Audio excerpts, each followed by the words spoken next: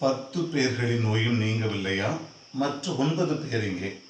ஆண்டவரே, இயேசுவுக்குள் மிகவும் பிரியமான சகோதர சகோதரிகளே, இதோ தொழுநோயால் பாதிக்கப்பட்ட 10 பேர் இயேசுவை தேடி வருகிறார்கள்.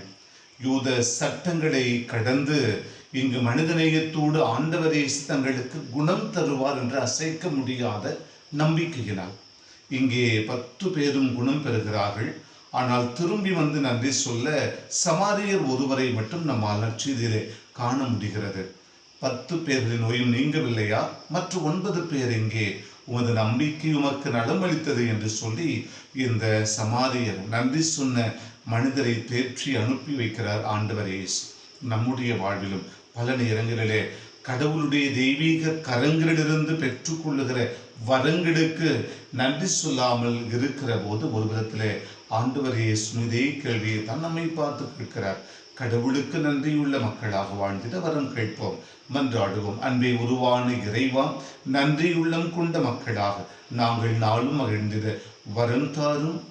ஆமென்.